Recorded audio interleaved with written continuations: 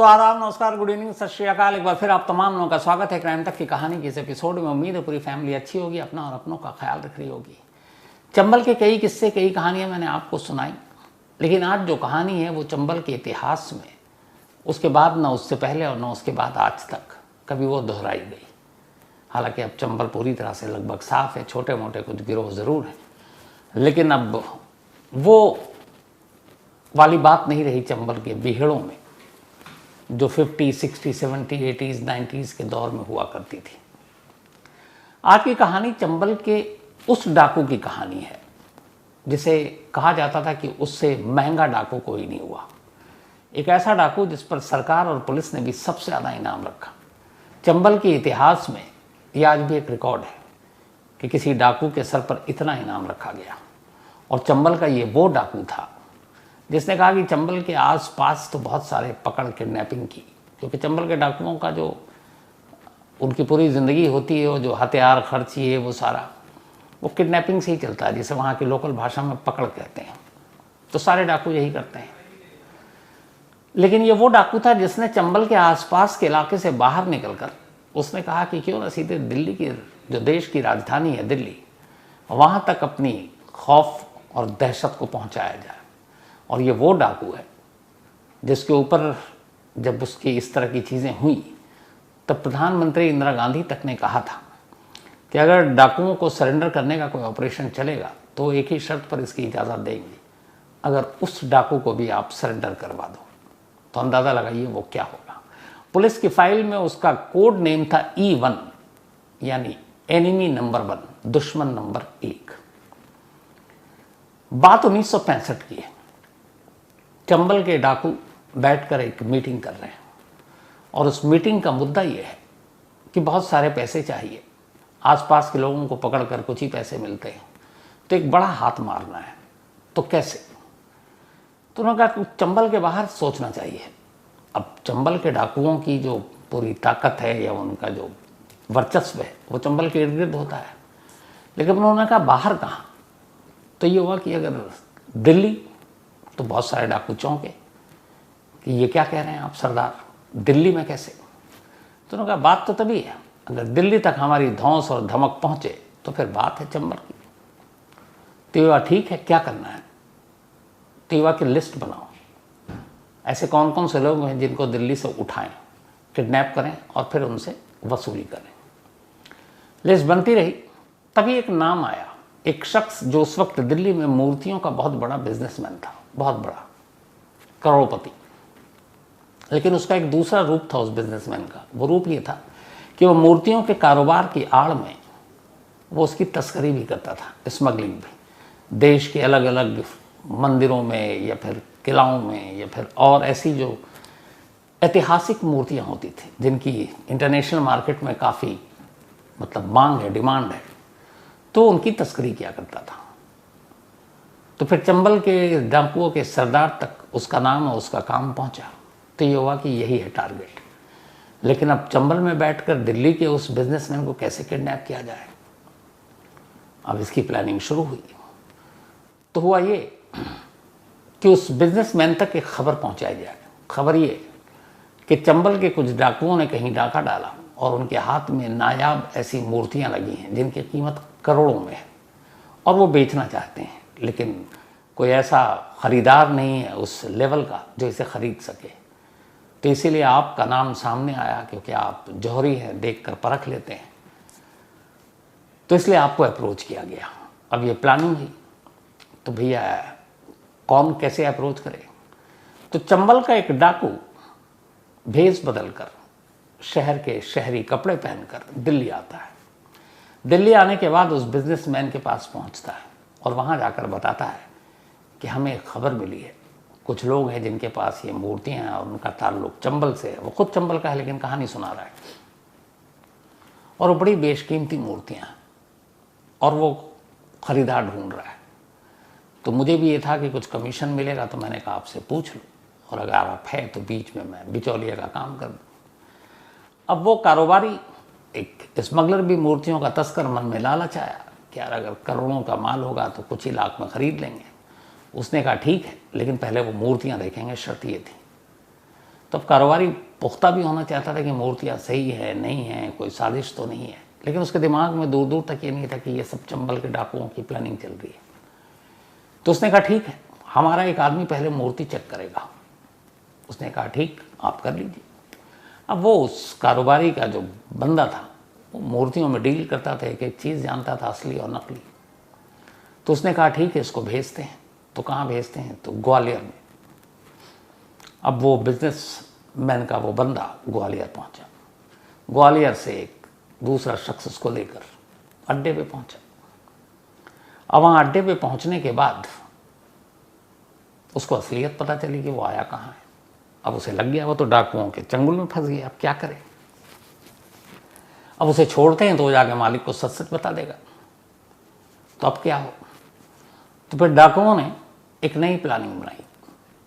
उस शख्स को लेकर वो ग्वालियर गए और वहाँ 1965 की बात है ये। वहाँ एक जगह ले जाकर उससे फ़ोन कराया। तब लैंडलाइन फ़ोन हुआ करता था, वही बहुत कम लोगों के पास, लेकिन वो करोड़पति था। तो फ़ोन कराने के बाद उसने कहा कि अगर तुमने कुछ भी उल्टा पुल्टा बोला तो मार डालेंगे, तो तुम्हें सिर्फ मैसेज देखना है कि मूर्ति देख ली, ये लोग किसी और को भेज देंगे, आप फ़ौरन डील डन कर लो। फ़ोन हुआ, मालिक ने सुना, उसे लगा चलो यार वो भरोसेमंद मुलाजिम, कहीं शक की गुंजाइश नहीं। उसने कहा ठीक है, मैं आ रहा हूँ। अब अगले दिन मालिक फ़्लाइट पकड़ के दिल्ली से ग्वालियर उतरता है। ग्वालियर उतरने के बाद अब उसके लोग वहाँ थे ही थे, उन्होंने कहा चलिए आपको ले चलते हैं। उसके बाद एक गाड़ी में बिठाया गया और फिर आहिस्ता से सटा दिया गया वो वेपन और कहा गया अब आप अगवा हो चुके हैं, चलिए हमारे साथ। अब उसको ले जाकर सीधे चंबल की घाटी में। अब मालिक चंबल की घाटी में किडनैप। अब जिससे फिरौती लेनी थी वो तो उन्हीं के पास है। अच्छा, वो पूरे पैसे भी लेकर नहीं आया था। अब हुआ क्या किया जाए, तो अब कि मालिक के घर में फिर मैसेज पहुंचाया जाए। मैसेज पहुंचाया गया। जैसे ही ये पता चला कि चंबल के डाकुओं ने दिल्ली के इतने बड़े मूर्तियों के कारोबारी बिजनेसमैन, जिसकी अच्छे अच्छे उस वक्त की जो नेताओं बाकी ब्यूरोक्रेसी में पहुंच थी, उसको किडनैप कर लिया गया। कहते हैं कि पीएम तक ये मामला पहुंचा था, अखबारों में खबर छप गई। अब सौदेबाजी शुरू हुई फिरौती की, मामला चलता रहा। कई दिन बीत गए, वो बिजनेस उनके कब्जे में रहा। इधर सरकार की तरफ से, पुलिस की तरफ से प्रेशर डाला गया, एक साथ 3 state, Rajasthan, MP, UP police सब, कि भाई उसको छुड़ाओ। लेकिन कहाँ से छुड़ाए, क्योंकि एनिमी नंबर 1 पुलिस की रडार पे पहले से ही। थक हार कर फिर ये लगा कि कहीं बिजनेसमैन की जान को खतरा ना आ जाए। घर वालों ने कहा भाई आप सरकार पुलिस अपनी कोशिश रहने दो, हमें बात करने दो। बात की और कहते हैं कि आखिर में उस दौर में 1965 में जो डील हुई फाइनल, वो 50 लाख से होते होते 26 लाख तक आई। 26 lakhs इन 1965। सोचिए वो अमाउंट कितना बड़ा होगा। तो 26 लाख में डील हुई, 26 लाख चंबल पहुंचाए गए। 26 लाख मिलने के बाद उस कारोबारी को रिहा किया गया और वो दिल्ली सकुशल पहुंच गया। जिस डाकू ने इस बिजनेसमैन को किडनैप किया था उसका नाम था डाकू मोहर सिंह। प्यार से लोग दद्दा भी बोलते हैं। मोहर सिंह की भी कहानी डाकू बनने की वही थी जो चंबल के हर डाकू या जो अपने आप को बागी कहते हैं होती है।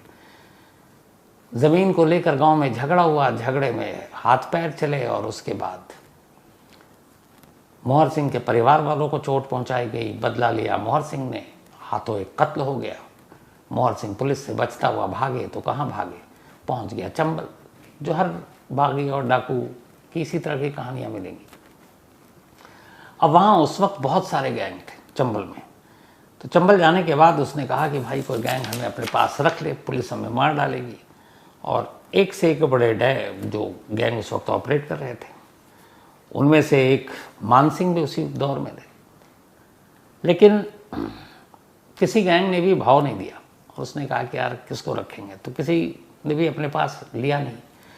चंबल में भटकते भटकते अब मोहर सिंह को ये था कि वापस घर जाएंगे तो पुलिस मार डालेगी या पकड़ के जेल के अंदर डाल देगी, और अभी बदला अधूरा है, तो क्या करें।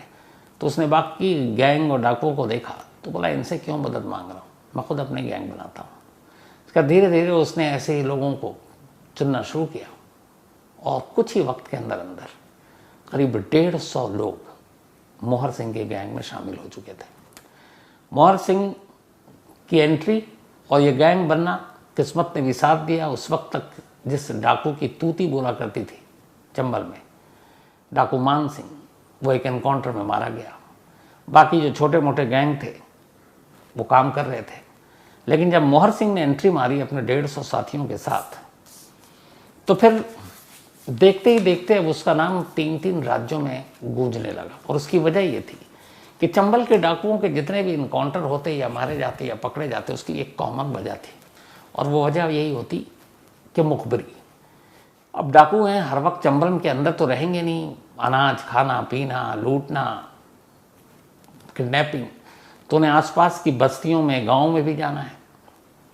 और यही वो मौका होता था जब पुलिस वाले गाँव के लोगों को मुखबिर बनने के लिए तैयार करते थे, या तो ज़बरदस्ती, या धमकाकर, या लालच देकर। और इसी वजह से बहुत सारे लोग मारे गए। मान सिंह का जो लास्ट इनकाउंटर हुआ उसमें भी यही आया कि गांव वालों ने कुछ मुखबिरी की। ये बात मोहर सिंह को मालूम थी। उसे पता था कि मुखबिरी के चक्कर में वो एक दिन या उसके गैंग के लोग मारे जाएंगे। तो उसने कहा इसे रोका कैसे जाए।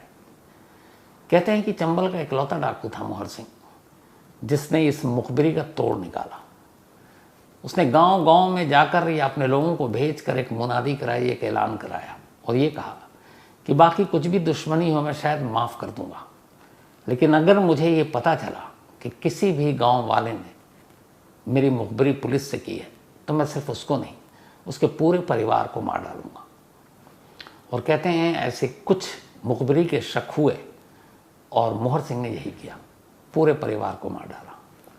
मोहर सिंह के ऊपर करीब 150 से ज़्यादा कत्ल, किडनैपिंग, इन सब के मामले थे। और एक के बाद एक जब वो कत्ल करने लगा, और मान सिंह के बाद अब एक दूसरा नाम उठ चुका था मोहर सिंह, और मोहर सिंह के नाम से अब लोग कांपने लगे। पुलिस ने पूरी कोशिश की, फाइल बनाई, इवन नाम दिया एनिमी नंबर 1, लेकिन कभी मोहर सिंह के करीब तक नहीं पहुंच पाया। वजह यही थी कि मोहर सिंह ने पुलिस और मुखबिरी के नेटवर्क को तोड़ दिया। तो अब गांव वालों का ये था कि पुलिस से कि भैया तुम हमें मारना है मार दो, हमें जेल में डालना है डाल दो, कम से कम तुम कानून के दायरे में रह के ही करोगे सब कुछ। लेकिन उधर अगर पता चल गया मोहर सिंह को कि मैंने मुखबिरी की है, तो हमारा जो पूरा परिवार है बेकसूर वो मारा जाएगा। तो हम पूरे ख़ानदान और परिवार को दांव पर नहीं लगा सकते, हम मुखबिरी नहीं करेंगे। और यही वजह है कि मोहर सिंह इकलौता ऐसा डाकू था चंबल का जो बेखौफ गांव में जाकर रुकता, उनके साथ खाना खाता। क्यों? क्योंकि उसे मालूम है कि किसी गांव वाले की हिम्मत नहीं है जो उसके यहाँ आने जाने, रुकने, खाने पीने की मुखबिरी कर सके। और ये चीज़ जब बाद में पुलिस को पता चली तो पुलिस के लिए सबसे बड़ी परेशानी यही हो गई कि आखिर मोहर सिंह को कैसे रोका जाए, क्योंकि पुलिस खुद बीहड़ में पीछा करके आप कितने दिन तक पकड़ सकते हैं या ढूंढ सकते हैं। कभी ऐसा होता नहीं है, क्योंकि डाकू अक्सर बीहड़ में ऊंचे टीले पर होते हैं, और दूर से ही कई किलोमीटर दूर से अगर पुलिस या कोई भी आ रहा है तो वो उस पर नज़र होती है और वो देख लेते हैं, वो अपना रास्ता बदल देते हैं। और टीले भी ऐसे हैं वहाँ के कि एक अगर इस जगह आप छुपे हुए हैं तो आपके पीछे वाले टीले से भी पता नहीं चलता है कि वहाँ पे कोई है। तो वो सबसे मुश्किल काम है। तो मोहर सिंह के खौफ को देखते हुए चंबल का पहला डाकू बना जिस पे इनाम बढ़ाते बढ़ाते सरकार और पुलिस ने 3 लाख रुपए का इनाम रखा मोहर सिंह के जिंदा या फिर मुर्दा खबर देने या मारने या पकड़वाने वाले को 3 लाख रुपए का इनाम। ये 1965-70s की बात है। उस दौर में या उसके बाद कभी किसी चंबल के डाकू पर इतना बड़ा इनाम नहीं रखा गया। 3 लाख सिर्फ मोहर सिंह के सर पर और उसके पूरे गैंग के ऊपर कुल मिलाकर 12 लाख रुपए का इनाम रखा गया। 12 लाख का इनाम किसी डाकू के सर पर नहीं आया था। लेकिन उसके बावजूद मोहर सिंह पकड़ा नहीं गया और खुलेआम चुनौती देता था पुलिस वालों को। और गांव में उसकी तूती बोला करती थी, किसी की हिम्मत नहीं होती थी कि उसके खिलाफ कुछ कर सके। धीरे धीरे अब केस बढ़ता रहा और 10 साल के अंदर अंदर मोहर सिंह के नाम 250 से ज़्यादा मुकदमे दर्ज हो चुके थे। इनमें से करीब सिर्फ कहते हैं 90 तो मर्डर के मामले थे जो उसने बदला लिया या फिर पुलिस के साथ कई पुलिस वालों को मारा और उसका आतंक बढ़ता गया। लेकिन वो पुलिस के हाथ नहीं आया। कहते हैं कि अपने पूरे करियर में मोहर सिंह की और पुलिस की 76 टाइम मुठभेड़ हुई, एनकाउंटर 76 बार।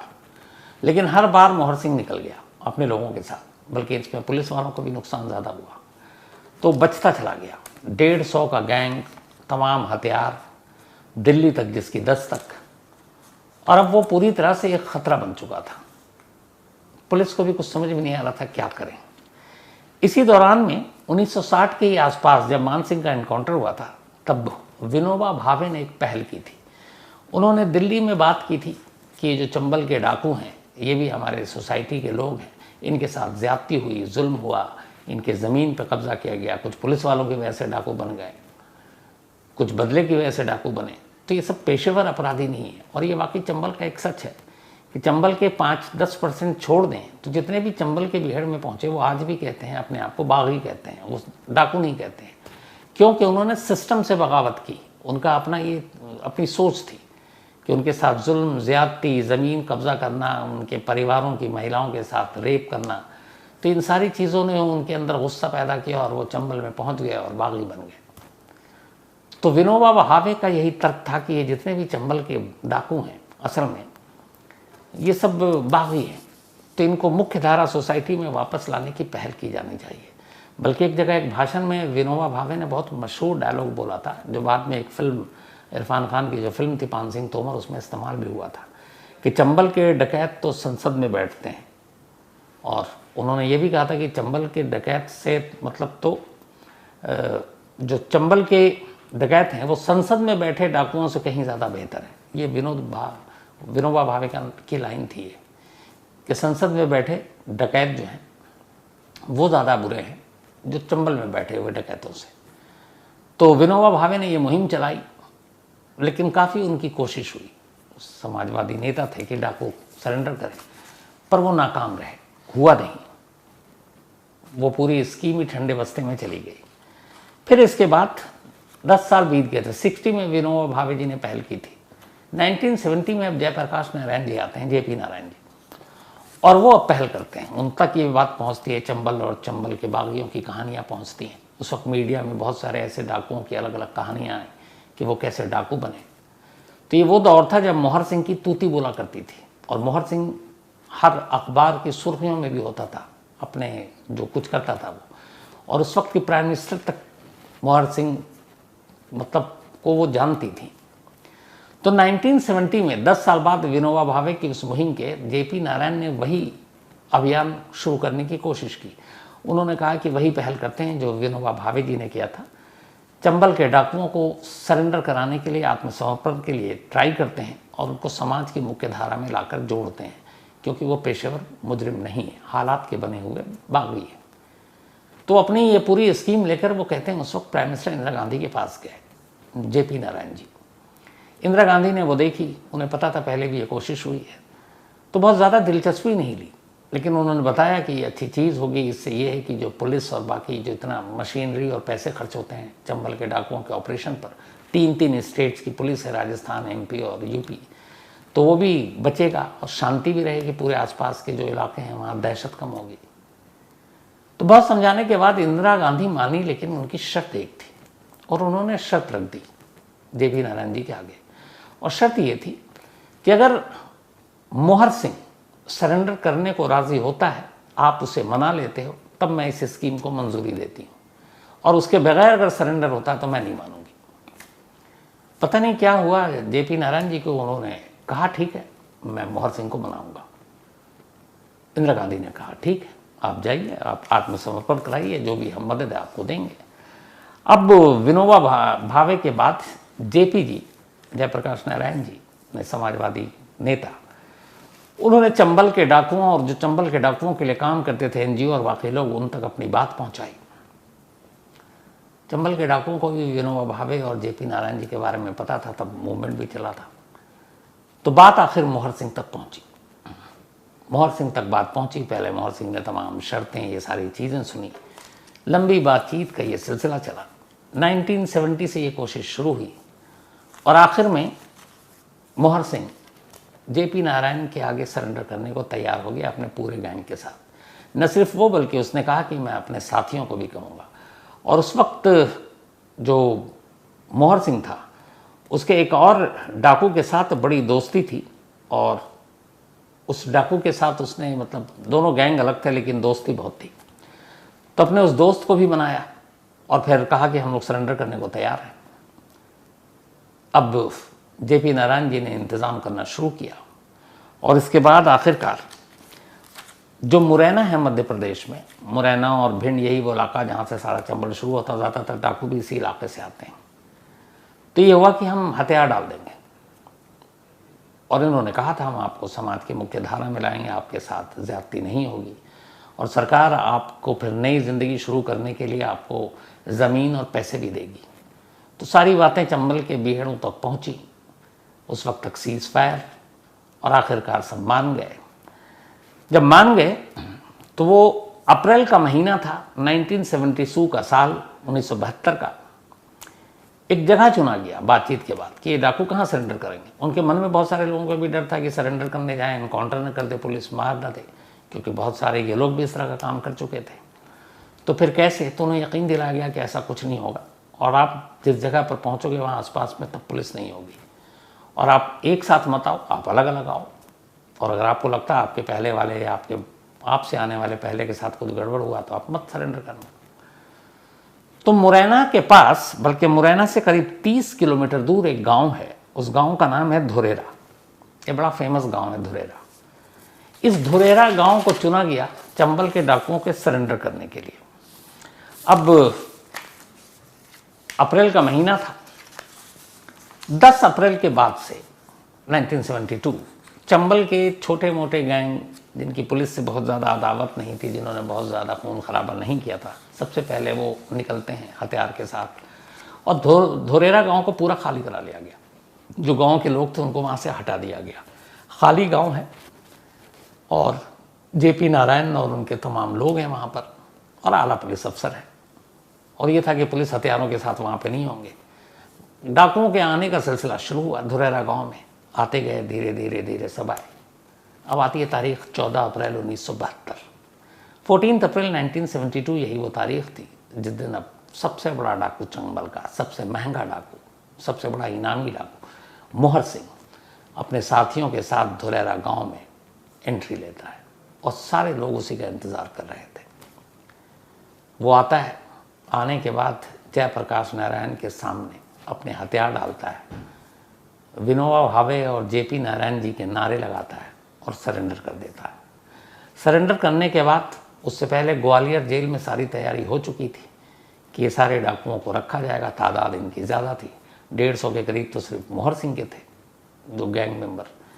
तो इन सभी को वहाँ से बाकायदा हथियार डाले गए, इनको फूल वूल मालाएँ पहनाई गई और फिर सभी को वहाँ से ग्वालियर जेल ले जाया गया। ग्वालियर जेल ले जाने के बाद करीब कहते हैं कि पूरे अराउंड 225 डाकुओं ने 14 अप्रैल 1972 को सरेंडर किया था, जिनमें मोहर सिंह और उसके गैंग के तमाम लोग थे।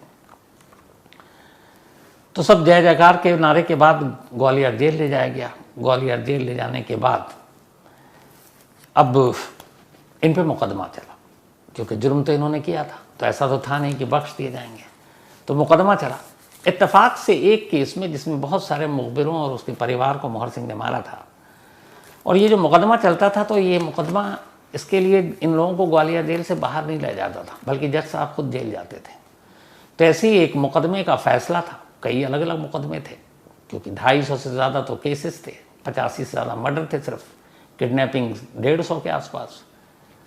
तो एक ऐसे ही मर्डर केस में अदालत ने, जज साहब बैठे हुए हैं, सामने मोहर सिंह हैं, ग्वालियर जेल है, उन्होंने सजाए मौत, फांसी की सज़ा दी और 10,000 रुपये का जुर्माना मोहर सिंह को। जब जज साहब ने यह फैसला सुनाया कि इस चीज़ के लिए तुम्हें फांसी की सज़ा दे रहा हूँ और साथ में 10,000 रुपये जुर्माना, तो कहते हैं कि जैसे ही जज साहब ने बोला और जज साहब रुके, तो मोहर सिंह, ये बाकायदा दस्तावेजी सबूत है, किताबों में है उस वक्त, तो मोहर सिंह ने जज साहब की तरफ देखा, उसे कोई वो नहीं हुआ डर खौफ कि मुझे फांसी की सज़ा मिल गई। वो बल्कि ऐसे उल्टा पूछता है कि जज साहब ये बताइए, जब मुझे फांसी पे आप चढ़ा ही दोगे तो फिर 10,000 रुपये मैं कहाँ से दूंगा आपको, और मेरे फैमिली के पास तो है नहीं, परिवार के पास जो आपको 10,000 रुपये देगा, तो या तो फांसी दीजिए या 10,000 दीजिए। अब मैं मर ही गया तो फिर पैसे कहाँ से आप वसूलेंगे। और ये कहकर वो हंसने लगा। खैर बाद में फिर इस फांसी की सज़ा को ऊपरी अदालत में, हाई कोर्ट में, वहाँ पे गए तो तमाम मुकदमों की फिर एक साथ सुनवाई हुई और आखिरकार मोहर सिंह को 20 साल की सज़ा सुनाई गई फांसी की सज़ा खारिज हो गई थी, 20 साल की सज़ा सुनाई गई। लेकिन जेल के अंदर उसके अच्छे चाल चलन थे। 1972 था, 20 साल की सज़ा हुई, लेकिन उसने सिर्फ 8 साल जेल में काटे। 1980 में मोहर सिंह जेल से बाहर आ गया और जेल में उसे एक जेंटलमैन डाकू का नाम दिया गया था, क्योंकि वो जेल के अंदर बिल्कुल सारे भलाई के काम कर रहा था। तो इसीलिए 20 की बजाय सिर्फ 8 साल मोहर सिंह जेल में रहा, जिसे फांसी की सज़ा हुई। फांसी की सज़ा बदली गई, 20 साल हुई और 20 में से भी 12 माफ़। 8 साल जेल में रहा। 1980 में जेल से बाहर आया। जेल से बाहर आने के बाद सरकार ने चूँकि सरेंडर करने के लिए हर डाकुओं को पैसे दिए थे, ज़मीन दिए थे कि तुम अपना नई ज़िंदगी शुरू करो, क्योंकि पुनर्वास योजना थी। तो मोहर सिंह को 35 एकड़ ज़मीन दी गई थी। उस 35 एकड़ ज़मीन पर उसने खेती बाड़ी शुरू की और अपनी ज़िंदगी चलानी शुरू की। जेल से बाहर आने के 2 साल बाद ही मोहर सिंह का नाम इतना था कि मुंबई से, तब बॉम्बे हुआ करता था, एक फिल्म का ऑफर आ गया मोहर सिंह के लिए कि एक फिल्म में आपको काम करना है और अपना असली रोल प्ले करना है। और उस फिल्म का नाम था चंबल के डाकू, और उसमें मोहर सिंह ने रोल किया। न सिर्फ रोल किया बल्कि चंबल में जब उसका एक और दूसरे गैंग का सरदार जो था, एक डाकू जिसका नाम माधो सिंह था, उसने कहा कि माधो सिंह को भी इसमें रोल करना आप दो। तो प्रोड्यूसर डायरेक्टर तैयार हो गए और मोहर सिंह और माधो सिंह ने 1982 में ये फिल्म रिलीज़ हुई थी जिसका नाम था चंबल के डाकू। उसमें इन दोनों ने अपना अपना किरदार निभाया था। तो फिल्मों में भी काम किया एक हीरो के तौर पर। फिर धीरे धीरे वक्त बीता, मोहर सिंह ने गुनाह के सारे रास्ते छोड़ दिए थे। 12 साल के बाद फिर मतलब 92 में मोहर सिंह ने पॉलिटिक्स ज्वाइन कर लिया और वो राजनीति में आ गया और कांग्रेस में शामिल हो गया। इसके बाद उसने नगर पंचायत का चुनाव लड़ा और जीत गया। फिर बाद में उसने सोशल वर्क करना शुरू कर दिया। फिर उसने एक मुहिम चलाई कि उसके पूरे इलाके में, आसपास में जितने भी पुराने और टूटे फूटे मंदिर थे, उसने कहा हम इसको नया बनाएंगे। और उसने उन मंदिरों को नया बनाने का काम शुरू किया। इसमें लोगों ने बहुत चंदा भी दिया। ये सब कुछ चलता रहा और आखिरकार 2020 में जब मोहर सिंह की उम्र 92 साल थी, तब 5 मई 2020 ये वो तारीख थी जिस दिन मोहर सिंह की मौत हुई थी। मोहर सिंह की मौत हो गई। मौत के साथ वो एक पूरा चैप्टर ख़त्म। लेकिन आज भी मोहर सिंह के नाम का जो रिकॉर्ड है चंबल में, वो टूटा नहीं है। सबसे बड़ा इनामी डाकू, सबसे महंगा डाकू और सबसे बड़ी किडनैप करने वाला और सबसे ज़्यादा पैसे फिरौती में वसूलने वाला दिल्ली के उस बिजनेसमैन से, ये रिकॉर्ड मोहर सिंह के ही नाम है। तो कहानी में आज इतना ही। अब आपसे मुलाकात होगी कल रात 9 बजे किसी नई कहानी के साथ। तब तक अपना और अपनों का ख्याल रखिएगा। Thank you very much.